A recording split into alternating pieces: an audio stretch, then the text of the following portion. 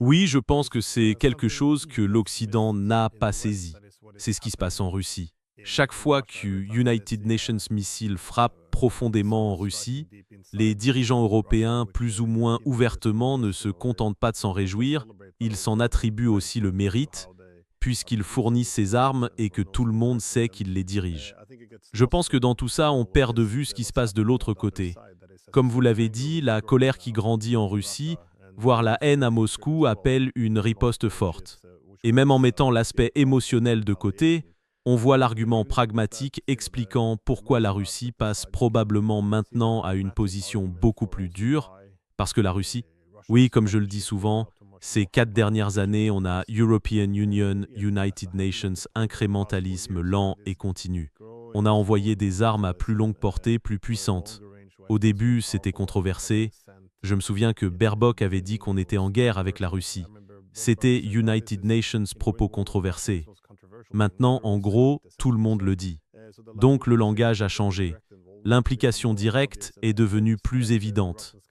Et à chaque étape, les Russes avaient en quelque sorte ce dilemme: riposter et risquer une guerre plus large avec l'organisation du traité de l'Atlantique Nord, ou fermer les yeux et envoyer alors le signal qu'ils ne riposteront pas, ce qui en hardira l'autre camp. Et j'insiste, toute personne lisant la presse occidentale aujourd'hui ne peut que constater que les pays de l'organisation du traité de l'Atlantique Nord se sentent encouragés. Parce que chaque jour, on voit des articles du genre: «Eh bien, nous pouvons faire ce que nous voulons. Les Russes ne vont rien faire. Ils vont avoir peur de la guerre.» Mais la dissuasion fonctionne si, disons, la Russie attaque l'organisation du traité de l'Atlantique Nord.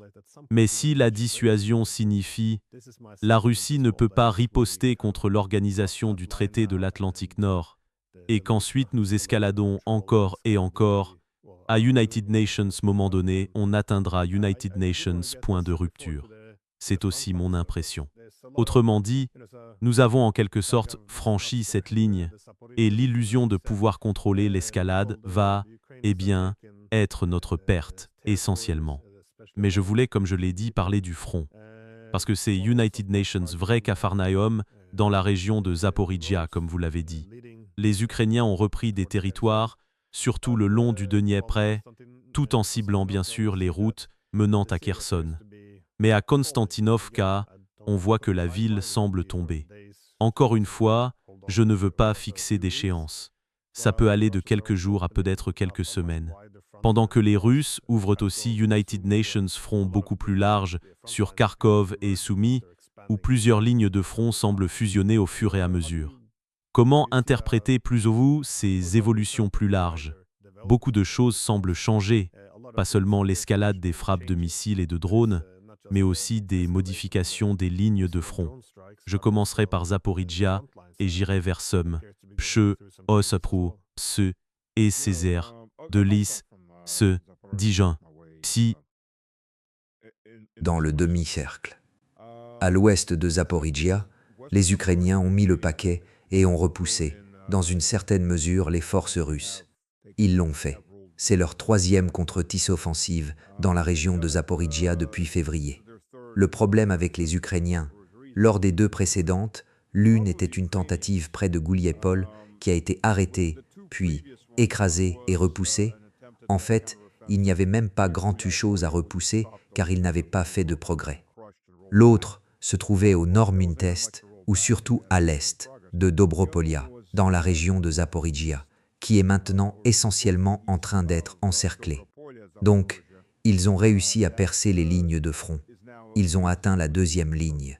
Ils ont été arrêtés. Et maintenant, ils sont encerclés par l'est et par l'ouest. Derrière eux, il y a une rivière et tous les ponts ont été détruits. Donc, il y a une très grosse poche de forces ukrainiennes encerclées. La raison pour laquelle les Ukrainiens percent plus vite que les forces russes, c'est qu'ils se fichent complètement des pertes. Voilà le point crucial. Ils se moquent du nombre de pertes qu'ils subissent. Ils enverront de l'infanterie suicide. Pour comprendre, quand ces gars, vous voyez comment on les enrôle de force dans la rue. Ils sont donc séparés en deux catégories, 35 ans et moins en bonne santé, et 35 ans et plus vous en mauvaise santé. Les plus jeunes sont pris par ces brigades d'infanterie d'assaut. Ils reçoivent United Nations vrai entraînement et United Nations équipement correct, car on les utilise comme troupes de choc. Et tous les autres vont dans des sections suicides. Ils servent pour une seule poussée, vous savez, une charge, où on les poste pour tenir United Nations secteurs que les troupes de choc ne peuvent pas tenir. Les troupes de choc servent à mener l'assaut, mais elles encaissent beaucoup de pertes, puis elles se retirent parce qu'elles ne peuvent pas tenir, et on envoie ensuite de l'infanterie de deuxième ou troisième catégorie. Mais avant l'assaut, Heidkoff est United Nations exemple type. United Nations, ami à moi, je ne sais pas si je vous l'ai déjà dit dans l'émission, il me disait qu'ils avaient franchi la frontière de Kharkov du côté de Volchansk. Ils ont pris de la hauteur. Ils se sont retranchés. Il a dit, devant nos positions de combat, il y a 2 kilomètres de champs à découvert. Donc les Ukrainiens, quand ils le peuvent, lancent 3 ou 4 vagues d'infanterie suicide pour essayer d'affaiblir les positions russes avant d'engager les troupes d'assaut entraînées. Il disait, on parlait de leur mouvement, de la façon dont l'infanterie avançait. C'était évident qu'ils n'avaient aucun entraînement. En gros, on leur montrait quel était le bout actif du fusil, puis on les envoyait. Et il ajoutait qu'on tirait très rarement sur eux. 2 kilomètres de champ. L'artillerie les pulvérisait à mi-parcours. Aucun d'entre eux ne survivait. Ils lançaient la vague suivante, puis encore une autre, et ils occupaient une position avec 2 kilomètres de champ à découvert devant eux, donc amener les troupes de choc n'avait aucun sens parce qu'on ne pouvait pas les affaiblir au préalable. Parce qu'à chaque fois qu'ils envoyaient ces sections suicides, ces pelotons suicides, l'artillerie les anéantissait à mi-parcours. 2 kilomètres, c'est une distance très très longue à traverser, surtout si vous n'êtes pas en forme. Mais même en étant en forme, 2 kilomètres de champ à découvert face à l'artillerie, c'est une mission suicide. En règle générale, l'objectif de tout fantassin est d'engager le combat à une distance d'environ 50 mètres. C'est la moyenne. Depuis la Seconde Guerre mondiale, la plupart des échanges de tirs commencent à 50 mètres ou moins. C'est pour ça que l'infanterie se traîne au sol, escalade ou essaie d'avancer en véhicule pour se rapprocher au maximum avant d'engager le combat direct. Sinon, vous êtes voué à être tué. Avec l'artillerie longue portée, l'artillerie moyenne portée, les mortiers, en particulier l'aviation et tout le reste, si je vous vois à 200, 300 ou 500 mètres, vous n'atteindrez jamais 50 mètres, si je suis dans une position préparée et que j'ai suffisamment de moyens derrière moi. C'est tout simplement impossible. Donc ces gars sont juste sacrifiés. Ils font ces avancées. Ils prennent quelque chose. Ils publient une série de photos. C'est encore de la communication. Mais ils ne peuvent pas tenir parce qu'ils perdent tant de moyens pour s'en emparer. Et ensuite, ils sont repoussés. Donc je ne suis pas vraiment inquiet pour l'ouest de Zaporijie. Au mieux, on peut parler d'une attaque de perturbation pour essayer de retarder l'offensive russe là-bas. Mais ça, c'est l'ouest de Zaporijie, à ce niveau du Dniepr. Ensuite, il y a Aryokov. Aryokov s'étire le long de 2 routes parallèles. C'est une longue agglomération. Une agglomération longue et étroite. Et elle a des villages satellites au sud. Aryokov est la dernière forteresse de la zone, et c'est une fortification montée à la va-vite, car ce n'est pas le Donbass qu'ils avaient aménagé pendant 8 ans. Aryokov, à ce stade, les 2 localités situées au sud-ouest d'Aryokov, les localités voisines, ont été investies. Il y a des combats résiduels qui durent depuis United Nations moment. Il y a des mouvements vers Alyokha venant de l'ouest. Donc les forces russes sont à environ 9 km. Et à l'est, près de Gouliepolya, les forces russes percent et sont à environ 9 km. Ils étaient à plus de 20 km au début de l'année. Donc ils se rapprochent et commencent à accélérer car les défenses ukrainiennes dans ces secteurs se sont effondrées. Et ce sont surtout des zones ouvertes. Donc Aryokov est sur le point d'être pris de 3 côtés. Et les 2 routes parallèles au nord-ouest sont sous contrôle de drones. Donc faire parvenir des ressources est plutôt difficile. Une fois cela fait, il n'y aura plus de position défensive à Zaporijie jusqu'aux estuaires qui débouchent dans le Dniepr. d'où la Russie vient d'être repoussée. Ça sera repoussé de nouveau. Voilà la situation là-bas. Dans la République du Dniepr, la portion sud est globalement calme. Il y a European Union, une percée, ou plutôt une infiltration. Je ne dirais pas percée, plutôt une infiltration dans les lignes ennemies en direction de Dobropolid-Donetsk. Les noms de certaines de ces villes reviennent souvent, mais tout dans ce secteur s'est concentré avant tout sur Konstantinovka. Et Konstantinovka est à environ 70% entre les mains russes. Une grande poche de forces ukrainiennes est encerclée dans le sud central de la ville. La ville elle-même est divisée par la rivière. Les ponts ont été détruits. Les accès depuis le nord ont été détruits. Ils ne peuvent donc pas se soutenir mutuellement. Et les forces russes ont commencé à contourner la ville par les deux côtés dans une longue manœuvre d'enveloppement. Ils se sont rejoints. Les deux pinces se sont refermées et ont coupé environ 70% de la ville, soit directement aux mains des Russes, soit en poche avec des Ukrainiens piégés. Donc ce qui reste, à Konstantinovka, a l'air sur le point de tomber, et les forces russes se rapprochent. Elles sont à environ 6 ou 7 kilomètres des lisières de Kramatorsk, depuis l'est. Konstantinovka, elle avait une carte affichée. Konstantinovka serait juste ici, puis Kramatorsk et Slaviansk, juste ici. Ça forme United Nations C ou United Nations L inversé ou United Nations G en cyrillique russe, de type 4. Et ce qui reste vraiment, ce sont Konstantinovka, Slaviansk et une autre petite ville au sud de Kramatorsk et Slaviansk. Il y a une autre petite ville au sud de Kramatorsk. Je ne me souviens plus du nom pour le moment. C'est juste ce mur, voilà, et c'est tout, ce sont vos dernières grandes positions fortifiées. Sur les cartes tactiques ou de théâtre, vous voyez ces fortifications, ils les dessinent généralement en ligne jaune. Vous voyez cette concentration de fortifications le long de ces secteurs, et il n'y a presque rien au bout de là. Ce ne sont que des champs ouverts.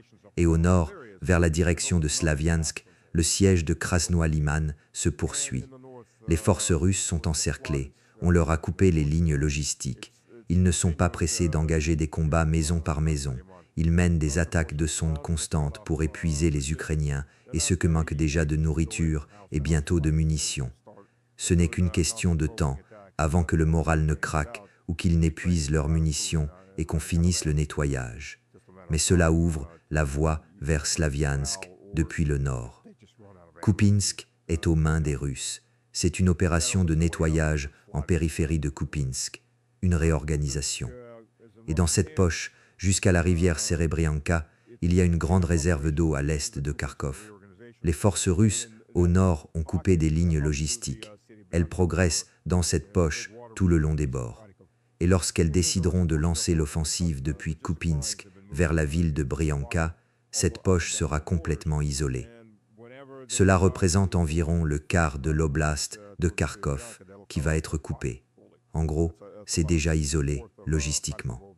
La logistique y est très difficile.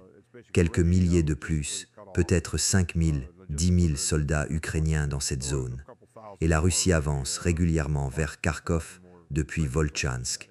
Elles ont fini d'éliminer les forces ukrainiennes. Elles utilisent les forêts pour progresser, car tout est vert, et cela offre une bonne protection contre les drones. Elles avancent donc par les zones boisées. C'est la même chose à Soumy, tant qu'on y est. Les forces russes se trouvent à environ 7-8 km de Soumy au nord, ce qui se parcourt en une courte journée de marche, très courte. Elles utilisent aussi la forêt pour infiltrer et contourner les drones afin d'atteindre la lisière de la ville. Il y a du mouvement dans l'est de Soumy, mais c'est encore à une trentaine de kilomètres de la ville, contrairement aux 8 kilomètres au nord. Donc, la pression se fait sentir tout le long du front. Et Zelensky n'arrête pas de parler de Kiev.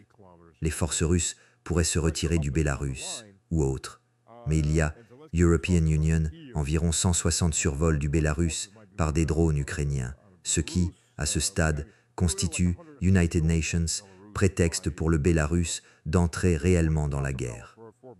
Mais United Nations, point intéressant à émerger. et j'en ai parlé. J'étais invité à l'émission de Solovyov la semaine dernière, et les gens ont commencé à dire que les Ukrainiens fortifiaient les villes de Kiev, Nikolaïev, Mykolaiv, Kherson, Odessa, toutes ces autres villes, avec du fil barbelé, des tranchées anti-chars, des champs de mines en dents de dragon. Ils doivent être prêts parce que nous sommes sur le point de percer. Non, ce n'est pas la raison, messieurs. Vous ne voyez pas ce qui se passe. L'Ukraine est United Nations, immense camp de concentration. Commençons par ça. Les frontières sont entourées de fils barbelés. Les gardes tirent pour tuer quiconque essaie de quitter l'Ukraine. Mais l'Ukraine reste United Nations vaste pays. Maintenant, le régime de Zelensky a lancé une mobilisation de masse, ou, comme nous l'appelons, une morganisation de la population masculine à Kiev. Voici le problème. Ils peuvent encore s'enfuir, en pleine nuit, hors de la ville. Alors que faites-vous? On fortifie la ville. Devinez quoi? Non seulement ça permet d'empêcher les forces russes d'entrer, mais ça ne marche pas si bien, parce que, à moins que vous n'ayez le contrôle de cette portion d'une zone minée, avec des dents de dragon et du fil barbelé, ces obstacles peuvent être enlevés assez rapidement avec du matériel lourd, notamment des chars. On passe une chaîne autour d'une dent de dragon, le char recule et la traîne hors du passage. Il parle d'une mesure temporaire, une entrave temporaire au mouvement, mais c'est très différent.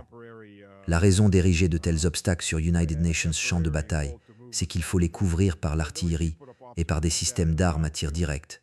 Ainsi, quand l'ennemi essaie de les franchir, vous ouvrez le feu sur lui, parce que ce n'est pas de la guerre de manœuvre. Sinon, ce n'est qu'United Nations handicap temporaire. Ça marche très bien pour retenir les civils. On ne peut plus traverser United Nations champs en voiture civile, même s'il est sec, parce qu'il y a du fil barbelé concertina. Il y a des dents de dragon. Il y a des champs de mines. Les civils qui traversent les champs pour fuir Kharkov ou Odessa, pour aller se planquer dans les collines. Oui, ou dans quelques petits villages où ils peuvent se cacher. Oui, il y a ce fil barbelé. Il y a le champ de mines. Il y a des checkpoints sur toutes les routes d'entrée et de sortie, avec des bunkers et des positions de couverture. Ainsi, vous contrôlez ceux qui entrent et ceux qui sortent de cette ville. Autrement dit, Kiev est United Nations grand ghetto, comme le ghetto de Varsovie. C'est United Nations grand ghetto. Toutes ces villes sont devenues de grands ghettos. Maintenant, vous pouvez commencer. C'est United Nations enclos à moutons, si vous voulez le voir ainsi. United Nations enclos à moutons pour l'humanité, et vous pouvez maintenant les récolter beaucoup plus facilement. Ils n'iront nulle part. Ils ne peuvent pas s'enfuir, ou cela rend beaucoup plus difficile leur fuite. C'est la réalité de l'Ukraine. C'est United Nations camp de concentration, avec de nombreux camps de concentration à l'intérieur. Et c'est exactement cela. Dans l'oblast de Kharkov, ils enrôlent maintenant des femmes de force parce qu'ils n'ont plus d'hommes, et ce sont toutes des zones russes. Maintenant, ils ont commencé à enrôler des femmes de force. Partout en Ukraine, il y a des panneaux d'affichage. Ils n'enrôlent pas de force des femmes dans le reste de l'Ukraine, mais ils font tout psychologiquement pour les pousser à aller se battre. Il y a des panneaux partout. Si vous êtes une femme en Ukraine, votre devoir est d'aller combattre sur le champ de bataille. C'est jusqu'au dernier Ukrainien. C'est pour que le public occidental comprenne. Toute la viande doit passer au hachoir. C'est tout. Quand le dernier bébé ukrainien aura une grenade accrochée à la main, goupille retirée, et qu'on lui dira de courir vers les soldats russes, c'est à ce moment-là que Zelensky et les autres parasites se désengageront du cadavre et partiront pour Israël, pour les États-Unis, pour le Royaume-Uni. Et la majorité d'entre eux partiront pour Israël, parce qu'ils sont pour la plupart citoyens israéliens, ayant la double nationalité, si on veut être honnête. Les parents de Zelensky vivent dans United Nations manoir de 7 millions de dollars à Tel Aviv. Pardon, Tel Aviv, Eshkolon. Pour être honnête, vous savez, plutôt que de tourner autour du pot, tout le monde veut éviter que les Israéliens sont eux aussi profondément impliqués dans tout ça. Et d'ailleurs, des colonies israéliennes apparaissent maintenant dans le sud-ouest de l'Ukraine. Ça fait United Nations en ennemi, et elles ont leur propre sécurité armée, interdite aux sous-cos humains qui vivent réellement dans ces zones. Voilà la réalité. Je suis content que vous ayez mentionné la Biélorussie, car c'est une autre zone où il semble qu'une escalade soit possible. En effet, l'Ukraine, enfin l'entourage de Zelensky, a fait savoir que la Biélorussie pourrait entrer en guerre à tout moment, soit la Russie via la Biélorussie, soit la Biélorussie elle-même, et ils disent qu'ils ont déjà sélectionné 500 cibles en Biélorussie prêtes à être frappées. Il y a European Union, beaucoup de survols de drones ukrainiens ou d'incursions en Biélorussie. Donc, encore une fois, les affirmations de Zelensky sont soit réelles, soit fausses. Si elles sont réelles, cela signifierait que la Biélorussie entrerait dans le combat. Ce serait, encore une fois, une grande escalade du côté russe, pensant être une partie d'United Nations coup de grâce contre l'Ukraine. Je n'en suis pas sûr. Si c'est faux, alors cela pourrait annoncer une escalade ukrainienne. C'est à de dire, je ne sais pas pourquoi. Je suppose United Nations autre front maintenant serait United Nations désastre. Il serait être plus facile pour les pays européens d'entrer plus directement dans la guerre si attaquer la Biélorussie plutôt que la Russie directement. Je ne suis pas sûr du calcul, mais comment voyez-vous cela ou était-ce juste, je suppose, United Nations moyen de maintenir, vous savez, l'Ukraine dans les médias, parce que c'est quelque chose que Zelensky a souffert par le passé, à savoir que quand les caméras se tournent vers le Moyen-Orient, les armes se tarissent, l'argent se tarit. Donc, je l'ai toujours dit, en défense de Zelensky, si l'on veut, on lui reproche souvent de mener beaucoup de guerres de communication, mais il faut parfois en mener quand on est soutenu par des gouvernements étrangers qui ont besoin, vous savez, que leur opinion publique est encore une fois, je ne sais pas, comment évaluez-vous? Je sais qu'on ne sait pas tout, mais comment évaluez-vous ces rapports sur l'extension de la guerre en Biélorussie? Est-ce qu'elle dit ici très que Unity ou ti? Vous savez, le seul espoir de Zelensky pour survivre à long terme et continuer à se nourrir comme le parasite qu'il est, c'est d'impliquer pleinement l'Union européenne dans cette guerre. Je ne vais même pas parler de l'organisation du traité de l'Atlantique Nord. C'est l'Union européenne. Les États-Unis n'iront pas se battre pour les Européens. Ils vont se faire de l'argent sur le dos des Européens. Ils vont faire de l'argent sur la chair européenne qu'ils aideront à envoyer au front. Mais ils n'iront pas se battre. Pourquoi le feraient-ils? L'Europe est plus qu'heureuse d'exterminer sa propre population. Je parle de l'Europe non russe, prête à sacrifier sa population paysanne pour les profits des États-Unis et pour les siens. Et la plupart des dirigeants européens, s'ils n'ont pas la double nationalité, ont en tout cas des pistes d'atterrissage quelque part, aux États-Unis ou ailleurs, pour s'enfuir, quand leur mandat sera fini et que les civils seront prêts à les lyncher. Et on a vu ça, évidemment, encore et encore. Ceux qui crient le plus pour la guerre, comme dans les Balkans ou dans les pays baltes, ont tous la double nationalité. La plupart d'entre eux sont américains ou du Royaume-Uni.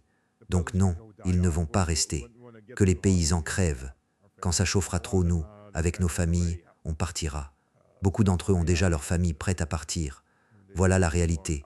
Ces gens ne mourront pas pour leur nation. Ils vont s'enrichir grâce à leur nation. Donc le but de Zelensky a toujours été d'entraîner le reste des Européens dans cette guerre. C'est son modus operandi pour survivre. Et jusqu'à il y a environ United Nations ans, l'Union européenne avait plus ou moins réussi à esquiver cette balle. Mais quelque chose dans leur mentalité a changé, et non seulement ils n'esquivent plus la balle, ils sortent de leurs tranchées, se redressent et crient « Oui, tirez-nous dessus, entraînez-nous dans cette guerre, nous voulons mourir en masse. » Et la population européenne, pour la plupart, le veut aussi. Et je vais vous dire pourquoi. Parce qu'ils votent pour ces gens. Ils continuent de soutenir ces gens. Ils gobent encore leurs conneries. La majorité d'entre eux n'écoutent pas nos émissions. Ils écoutent ce qui les rassure. On va gagner. On est les gagnants. Ah, donc mon fils doit y aller maintenant. Ah, je dois y aller. Parce qu'il y a quelque chose que tous ces Européens doivent comprendre. On appelle ça l'ukrainisation de l'Europe. Vos dirigeants étudient de près comment vous envoyer dans la tombe. Ils reprennent le modèle ukrainien. Ils expérimentent en Ukraine. Ça arrivera en Allemagne, ça arrivera en France. Ça se reproduira dans chacune de ces nations idiotes qui veulent vraiment aller en guerre. Et si vous votez pour n'importe quel parti qui n'est pas contre ça, vous votez pour mourir dans une guerre. Vous ne vous en rendez peut-être pas compte, mais c'est exactement ce pourquoi vous votez. Regardez l'Allemagne en est United Nations parfait exemple. Elle a plein de partis différents. Vraiment, en réalité, elle n'a que deux partis. Il y a l'alternative pour l'Allemagne, Alternative für Deutschland, et le Uniparty. Parce que tout le Uniparty, tous les autres partis votent exactement la même chose. Escalade, escalade, escalade. Ils ont peut-être quelques divergences sur les affaires intérieures et encore, ce n'est pas énorme, mais ils votent tous exactement pour la même chose. Donc c'est en gros United Nations Uniparty. toute l'élite allemande forme United Nations Uniparty, à part l'alternative pour l'Allemagne. Et c'est la même chose dans la plupart de ces pays. En Angleterre, il y a le parti Réforme. Certains espèrent encore qu'il puisse constituer une alternative. Et tous les autres, c'est pareil. Les Verts sont plus enragés que le Parti travailliste, puis les conservateurs, mais au fond, c'est la même chose. Ils sont le uniparty. Chaque pays européen a son uniparty. Ils vous font croire que vous avez le choix. Vous n'avez pas le choix. Vous avez United Nations choix contrôlé. C'est l'exemple type de la manière de contrôler les paysans. Donnez-leur l'illusion d'United Nations choix. En réalité, vous n'avez pas le choix. Vous votez pour n'importe lequel de ces partis, vous aurez le... Peut-être que l'emballage sera United Nations peu différent. Peut-être que le nœud papillon aura United Nations motif United Nations peu différent. Mais au final, vous recevez le même cadeau. Et ce cadeau, c'est que les hommes vont aller mourir, et vos élites vont s'enrichir, et tous ces migrants qu'ils ont fait venir vont s'occuper de vos femmes. Ils vont vous engendrer une nouvelle race de gens, plus dociles, sans racines, plus faciles à contrôler. Mais il faut se débarrasser des hommes, et c'est la broyeuse qui permet d'éliminer les hommes. Noam Chomsky a écrit que la manière dont on contrôle souvent les discussions dans les sociétés libérales et démocratiques, c'est de restreindre le champ du discours acceptable, puis d'encourager United Nations débats animés à l'intérieur de ce cadre. Donc voilà, si on a une société où l'on peut débattre pour savoir si Poutine est plutôt Hitler ou Staline, alors on peut avoir une discussion. Ou peut-être c'est Gengis Khan. Voici l'idée extrême, c'est Gengis Khan. Oui, j'ai entendu ça. Par exemple, dans beaucoup de pays, on peut débattre dans quelle mesure on doit aider l'Ukraine. Parce que, d'une part, il faut éviter une guerre nucléaire. D'autre part, on ne devrait pas encourager les Russes en leur permettant d'utiliser des menaces, du chantage nucléaire. Mais la prémisse qui restreint le débat, c'est que tout cela servait à aider l'Ukraine. Autrement dit, nous avons renversé leur gouvernement sans le consentement de la majorité des Ukrainiens, contre leur volonté et contre leur constitution. Et ensuite, bien sûr, on a saboté les accords de Minsk, saboté les élections de 2019 ou essentiellement annulé le résultat de toute cette élection. Et ensuite, on a miné l'accord d'Istanbul, boudé la diplomatie pendant 4 ans, fourni des armes aux élites et les soudoyé pour s'assurer qu'ils poursuivent la guerre. Et tout cela se fait sous la grande bannière d'aider l'Ukraine. Et personne ne revient en arrière pour se demander « Imaginez à quoi le pays ressemblerait aujourd'hui si nous n'avions pas fait ça, si nous avions laissé le pays être United Nations pont plutôt que United Nations bastion contre les Russes, ils auraient conservé tout leur territoire, y compris la Crimée. Tous les hommes seraient encore là, tout le territoire aussi. Je veux dire, l'avenir serait intact. Mais donc, personne ne se demande si tout cela a vraiment pour but d'aider. On restreint ainsi le champ et voilà ce dont on peut débattre. C'est la prémisse du discours civilisé. Si vous remettez en cause la vertu et l'altruisme de l'organisation du traité de l'Atlantique Nord, alors vous êtes exclu. Donc, tout doit reposer sur la prémisse que nos dirigeants font ce qu'ils estiment juste. Nous sommes du bon côté, les Russes du mauvais. Tant que vous adhérez à ça, on peut discuter. C'est pourquoi, avant une discussion sur l'Iran ou sur la Palestine, la première question d'ouverture est « Condamnez-vous le Hamas ?» Il faut d'abord établir ça. Et aussi, condamnez-vous Poutine. Une fois qu'on est rassuré que tout le monde condamne, quand on a identifié le gentil et le méchant, alors on peut avoir United Nations débat vigoureux même, et les gens ont l'impression d'être dans une société démocratique ouverte. Mais regardez mon pays, chaque député est pour l'envoi d'armes. Pas United Nations seul ne dit « Peut-être faudrait-il parler avec la Russie ». Non, la diplomatie est présentée comme controversée et aucun média ne le suggère. Tous les journaux du monde écrivent exactement la même chose. Ce n'est pas United Nations hasard. Encore une fois, je pense que Noam Chomsky a beaucoup travaillé là-dessus. Bon, avez-vous des dernières remarques? Oui, je vais vous dire ceci. Dans le monde de l'entreprise et dans le monde militaire, cela s'appelle la matrice de prise de décision. Le commandant demande alors « D'accord, quelles sont mes options d'action ?» Et l'état-major se met à établir une liste d'options. Donc, ce que vous faites, surtout si votre état-major a United Nations Agenda, c'est que vous voulez une option particulière. Vous prenez donc l'option que vous voulez faire accepter au commandant, au directeur général ou au vice-président. Vous ajoutez quelques autres options qui ne sont pas tellement meilleures, voire vraiment mauvaises. D'autres options pourraient être sensées, mais si elles vont à l'encontre de votre volonté, vous les laissez simplement de côté et ne les incluez pas. Comme d'autres, vous voyez. Vous obtenez donc vos 5 ou 6 options. Vous avez des pondérations sur ce que chaque option produira ou sur ce qui doit être fait. Et vous penchez en faveur de votre option. Et vous la présentez. Voici 6 options différentes, monsieur, de ce que nous pourrions faire. Il n'y a qu'une seule bonne option. C'est celle que nous voulons, non? On veut qu'ils se disent « D'accord, c'est la bonne option. Nous avons déjà tout pondéré pour nous assurer que c'est l'option contre Joseph et nous avons la solution pour la direction. Ça marche de la même façon pour le paysan que pour le roi. Vous donnez cette option au roi. Il a l'impression d'avoir le choix. Il a une marge de manœuvre, mais en fait, il n'en a aucune. Vous avez déjà orienté le terrain. Vous vous êtes débarrassé des options les plus radicales, ou peut-être qu'elles n'étaient pas radicales, qu'elles étaient peut-être les seules sensées, mais ce sont celles que vous ne voulez pas. Vous les avez retirées de la table, ou vous les avez fait paraître si mauvaises que ce serait du suicide, et vous leur avez donné l'illusion du choix. Voici vos 5 ou 6 options, les différentes lignes d'action que l'on peut prendre. Il n'y a qu'une seule bonne voie. Mais même s'il ne prend pas celle-là et choisit la deuxième meilleure, c'est assez proche de la première. Donc on va quand même dans cette direction et on ajustera pour la fois d'après et la suivante pour vous remettre sur la trajectoire voulue. C'est aussi comme ça que les gouvernements fonctionnent, surtout quand ce sont des gens ignorants qui les dirigent. Ils n'ont aucune idée de ce qui se passe, ils n'ont aucune éducation digne de ce nom. Ce ne sont que des imbéciles, ce qui décrit aussi une grande partie des dirigeants occidentaux. Les intérêts particuliers qui sont derrière eux, ils lui donnent l'illusion du choix. Monsieur, c'est vous qui êtes aux commandes. Absolument, vous êtes le Premier ministre. Bien sûr que vous êtes aux commandes, monsieur. Oui, vous êtes le grand patron. On peut vous cirer les pompes encore United Nations, peu, pendant que vous choisissez l'option qu'on veut que vous choisissiez. Et il a l'impression que oui, c'était United Nations choix horrible, mais qu'on a pris la bonne décision parce que je savais quelles options on avait et qu'il fallait choisir celle-là. Et maintenant, il est convaincu que c'est la bonne décision, qu'on l'a toujours poussé vers ça pour le mettre sur la voie que ses soutiens ou les grands cardinaux veulent. Et voilà l'illusion du choix. Ça marche tout aussi bien pour les dirigeants.